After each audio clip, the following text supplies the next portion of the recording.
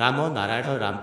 ଆତ୍ମଜ୍ଞାନ ଲାଭ କରିଲେ ସ୍ୱାଧୀନତାର ଭାବନା ଜାଗ୍ରତ ହୁଏ। ଆଜି ବ୍ୟବସାୟୀଙ୍କ ଜ୍ଞାନ ଏବଂ ଅସମତାର ମନୋଭାବ ଦ୍ୱାରା କେହି ଜଣେ ଭୋଜନ ପାଇବାର ଅଯୋଗ୍ୟ ହୋଇଯାଏ ଏବଂ ଅନ୍ୟ ଜଣେ ଧନୀ ହୋଇଯାଉଛନ୍ତି। କେହି ଉପାସୀ ଅଛନ୍ତି ଏବଂ କେହି ତେରତଳା ଭବନ ନିର୍ମାଣ କରି ଗାଡ଼ିରେ ଘୂରି ମୃତ୍ୟୁକୁ ଆଲିଙ୍ଗନ କରୁଛନ୍ତି। ଏହା ମଧ୍ୟ ଏକ ଆଧ୍ୟାତ୍ମିକ ବିଷୟ।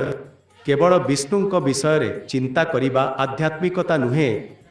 ଏହି ବାସ୍ତବ ନୀତିର ଭିତରେ ଯେ ଆଧ୍ୟାତ୍ମିକ ନୀତି ଅଛି, ଆମେ ସେହି ନୀତି ଉପରେ କାମ କରିବୁ। ଆମର ଆଧ୍ୟାତ୍ମିକତା ବାହ୍ୟ ଇନ୍ଦ୍ରିୟଗୁଡ଼ିକ ସହିତ ସଂଯୁକ୍ତ ଅଛି। ତେଣୁ ଶାସ୍ତ୍ରଗୁଡ଼ିକରେ ସିଦ୍ଧି ଏବଂ ମୁକ୍ତି ବିଷୟରେ ଉଲ୍ଲେଖ ଥିବା ସମ୍ଭବ ହୋଇଛି। ଏହା ସବୁ ବାସ୍ତବରୁ ଉତ୍ପନ୍ନ ହୋଇଛି। ଏହି କାରଣରୁ ଯେପର୍ଯ୍ୟନ୍ତ ଆମେ ଜୀବନ୍ତ ଅଛୁ, ରୋଗଶୋକ ଅଛି।